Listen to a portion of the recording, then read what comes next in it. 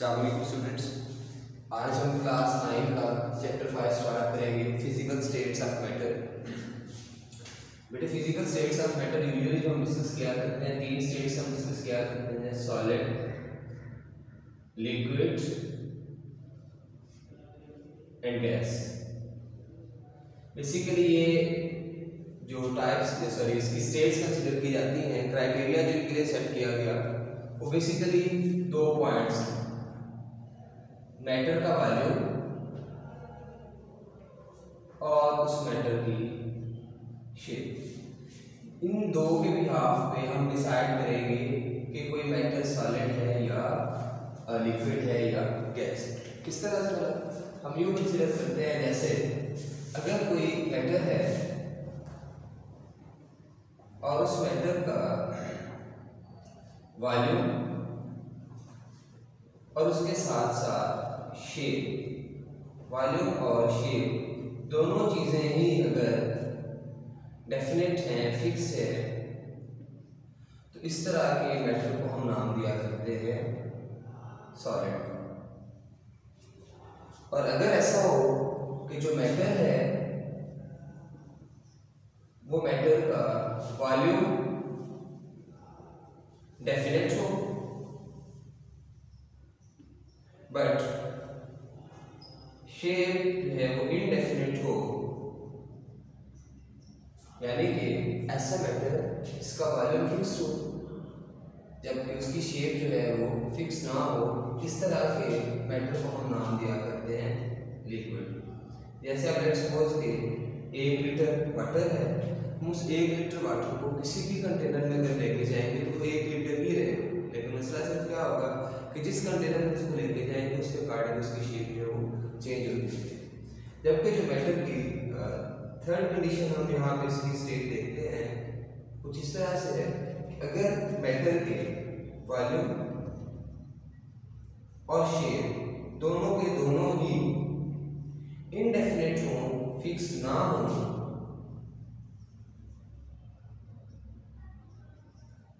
तो इस तरह के मैटर को हम नाम दिया करते हैं गैस। और अगर गैस की फर्दर थोड़ी सी हम बात करें तो जो गैस का वॉल्यूम है या शेप फिक्स क्यों नहीं होती, बेसिकली गैस के पार्टिकल्स का जो एनर्जी लेवल होता है वो बहुत ज़्यादा हाई होता है, इनकी काइनेटिक एनर्जी बहुत ज़्यादा होती है। दैट्स वाई मॉलिक्यूल्स की एनर्जी ज़्यादा होने की वजह से मॉलिक्यूल्स एक दूसरे से बहुत ज़्यादा डिस्टेंस पे होते हैं। तो इससे नतीजा क्या निकलता है कि उनको जितनी भी अवेलेबल स्पेस मिलेगी वो सारे के सारे अवेलेबल स्पेस को ऑक्यूपाई कर सकते हैं। ये तो थोड़ा सा हमने बेसिक इंट्रोडक्शन किया स्टेट्स ऑफ मैटर के बारे में। अब फर्दर हम थोड़ी सी बात करेंगे 9th चैप्टर में, सॉरी 9th क्लास के आपके चैप्टर 5 में 2 गैस लॉज है, जरा उन पे बात कर लेते हैं। सिंपली हम बात करेंगे गैस लॉज की। गैस लॉज बेटे उन लॉज को कहेंगे जो किसी गैस के लिए सेट किए जाएंगे और गैस की उसको फॉलो करें। और ये भी याद रखिएगा बेटे, ज़रूरी नहीं है कि हर एक गैस हर एक लॉ को फॉलो करे। कुछ गैसेज हैं जो कुछ लॉज को फॉलो करेंगे, कुछ गैसेज हैं जो कुछ लॉज को फॉलो करेंगे। कोई भी गैस ऐसी नहीं है जो कि सारे के सारे गैस लॉज को फॉलो करे, बिल्कुल ऐसे ही जैसे हमारे लिए गवर्नमेंट की तरफ से कई रूल्स लॉज बने होते हैं लेकिन हम उन सारों को फॉलो नहीं करते। हाँ, लेकिन ये है कि कुछ ना कुछ ज़रूर हम फॉलो कर रहे होते हैं। इसलिए ऐसे अगर हम बात करें 2 लॉज में से एक लॉ हम डिस्कस करेंगे भी, that is Boyle's law. Boyle's law की अगर हम बात करें तो ये रॉबर्ट बॉयल ने 1662 में इस पे काम किया और स्टडी किया बेटे इसने रिलेशनशिप बिटवीन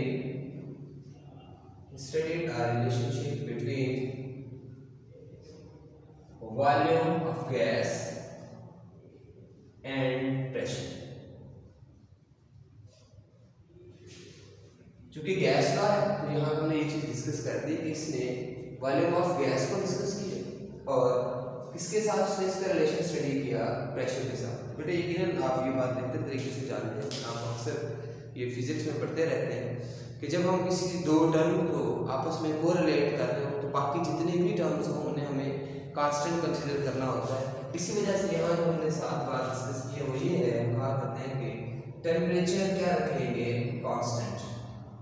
यानी कि बॉयल्स ने 1662 में रिलेशनशिप स्टडी किया वॉल्यूम और प्रेशर का, और इस दौरान उसने टेम्परेचर को रखा कांस्टेंट, क्योंकि अगर वो टेम्परेचर कांस्टेंट नहीं रखता तो टेम्परेचर भी अपना इन्फ्लुएंस शो करता वॉल्यूम पे, जिस वजह से हम प्रेशर और वॉल्यूम का रिलेशन को अच्छी तरह से स्टडी ना कर पाते। उसने क्या रिलेशनशिप स्टडी किया जी? रिलेशनशिप बेटे कुछ इस तरह का निकला कि volume of given mass of gas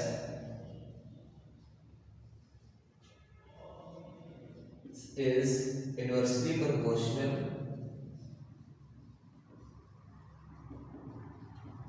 किस चीज के इनवर्सली प्रोपोर्शनल है? To applied pressure.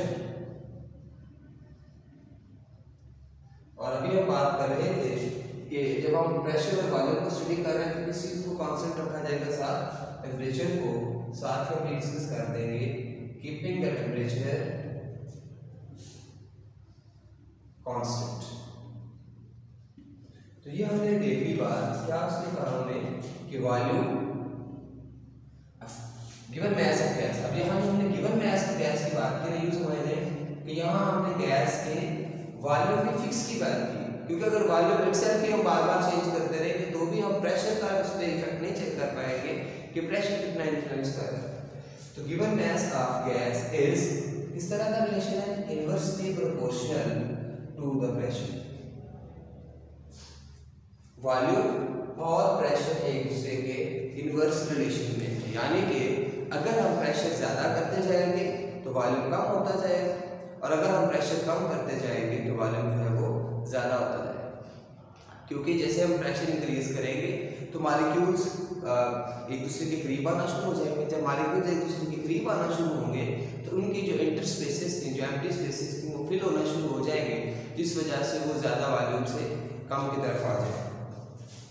तो इसी को हम मैथमेटिकली यूं भी लिख सकते हैं कि volume is inversely proportional to the pressure, और साइन ऑफ प्रोपोर्शनलिटी को इक्वलिटी में चेंज करने के लिए हमेशा ही कोई ना कोई कांस्टेंट यूज किया जाता है। फिजिक्स में आप बार बार पढ़ते हैं। सो हम लिखेंगे v इज इक्वल टू, अब चूंकि हमने इक्वल कहा है तो यकीनन हमें कोई कांस्टेंट यूज करना पड़ेगा, और यहाँ हम कांस्टेंट यूज करेंगे k। So v is equal to k over p। अब चूंकि यहाँ k कांस्टेंट है, v और p वॉल्यूम और प्रेशर दोनों ही वेरिएबल्स हैं, तो मैथ्स में आप अक्सर करते हैं इक्वेशन में कि अगर कांस्टेंट और वेरिएबल्स एक इक्वेशन में हो तो कांस्टेंट्स को अलग कर लेते हैं, वेरिएबल्स को अलग। इसके अकॉर्डिंग ये प्रेशर यहाँ डिवाइड होगा, इस तरह जाकर मल्टीप्लाई हो जाएगा, तो ये बनेगा v dot p is equal to k। ये एक हमारा इक्वेशन रिलेशन आ गया, जिसमें हम देख सकते हैं कि वॉल्यूम और प्रेशर इनके दरमियान में कोई साइन नहीं है, और आप जानते हैं अच्छी तरह से कि अगर कोई दरमियान में साइन ना हो तो उसका मतलब होता है उन चीज़ों का प्रोडक्ट। तो इसका मतलब ये है कि हम इस रिलेशन को कह सकते हैं कि the product of volume and pressure is constant. और हमेशा ये बात याद रखिएगा कि वॉल्यूम और प्रेशर का रिलेशन यही इंडिकेट करेगा कि इनका हमेशा प्रोडक्ट कांस्टेंट रहेगा। यहाँ से हमें ये चीज़ सीखने को मिल रही है कि जिस रेशियो से प्रेशर हम इंक्रीज करेंगे बेटे, उसी रेशियो से वॉल्यूम डिक्रीज होगा। जिस रेशियो से हम प्रेशर डिक्रीज करेंगे, इसी रेशियो से वॉल्यूम जो है इंक्रीज होगा। यानी अगर हमने प्रेशर 2 टाइम्स इंक्रीज किया तो वॉल्यूम भी 2 टाइम्स डिक्रीज होगा। अगर हम प्रेशर 4 टाइम्स इंक्रीज करेंगे तो वॉल्यूम 4 टाइम्स डिक्रीज होगा, लेकिन ओवरऑल वो क्या रहेगा, उनका रिलेशन आपस में प्रोडक्ट उनका रहेगा कांस्टेंट। अब अगर हम इसी हिसाब से डिस्कस करें, हमारे पास अगर इनिशियल वॉल्यूम और इनिशियल प्रेशर V1 और P1 हो तो यकीनन इनका प्रोडक्ट भी कांस्टेंट हो। और अगर हम प्रेशर चेंज करें, अब सिर्फ चेंज करने की बात कर रहा हूँ, डिक्रीज इंक्रीज की बात नहीं कर रहा हूँ, तो यहाँ अगर हम प्रेशर चेंज करेंगे, लेट्स सपोज कि P1 से हमने किया P2, तो यकीनन बेटे वॉल्यूम P1 से हो जाएगा V2, और ये इक्वल होगा इसके कांस्टेंट। अभी हम बात कर रहे थे कि इनका प्रोडक्ट हमेशा कांस्टेंट होगा। तो बेटे अगर इन दोनों इक्वेशंस की राइट हैंड साइड्स इक्वल हैं, तो मैथ्स में आप करते हैं कि अगर राइट हैंड साइड्स इक्वल हो तो यकीनी तौर पर लेफ्ट हैंड साइड्स भी इक्वल होती हैं। सो हम इसको लिख सकते हैं कि V1 dot P1 is equal to V2 dot P2, और ये बेटे बॉयल्स लॉ का फाइनल एक्सप्रेशन है, जिसको यूज करते हुए हम किसी भी गैस के वॉल्यूम और प्रेशर का जो है वो प्रोडक्ट वॉल्यूम और प्रेशर का रिलेशन स्टडी कर सकते हैं, लेकिन कंडीशन क्या है कि हम टेम्परेचर रखें कांस्टेंट।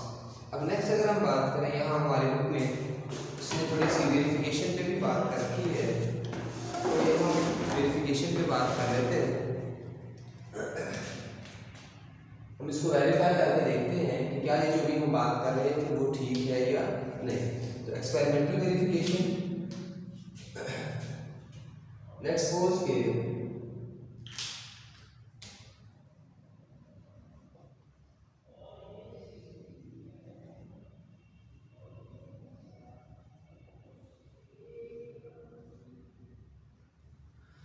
हमारे पास प्रेशर हमने गैस अप्लाई किया हुआ था P1 and that is 2 atm, 2 atmospheric pressure. P1 pressure था, तो उस वक्त हमारे पास जो वॉल्यूम है V1 दैट इज 1 dm3। हमने प्रेशर को P2 किया और इंक्रीज किया 4 atm कर दिया। अब आप देख सकते हैं प्रेशर 2 से 4 हुआ, यानी प्रेशर हमने डबल कर दिया।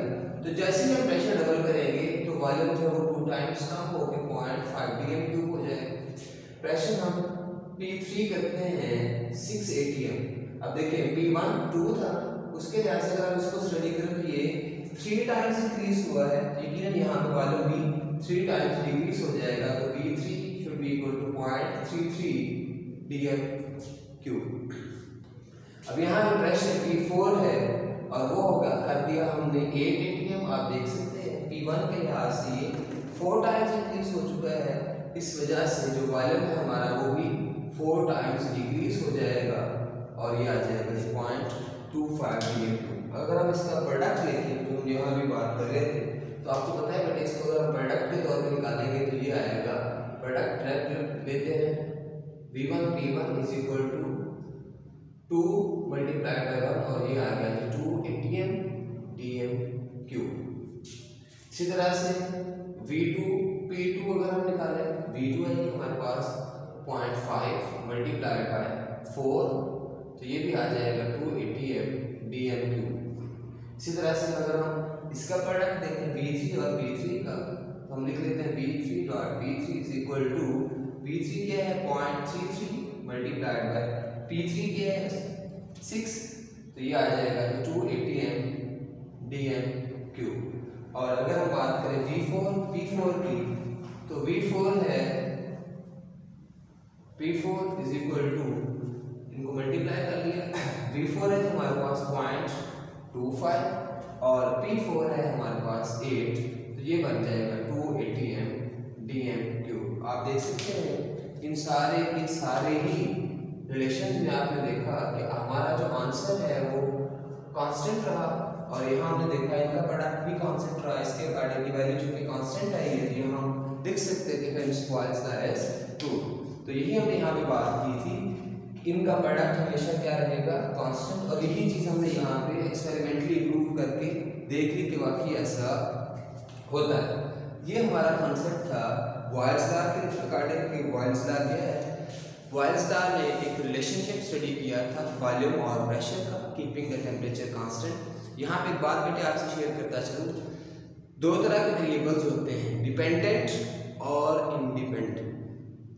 इंडिपेंडेंट और डिपेंडेंट वेरिएबल्स।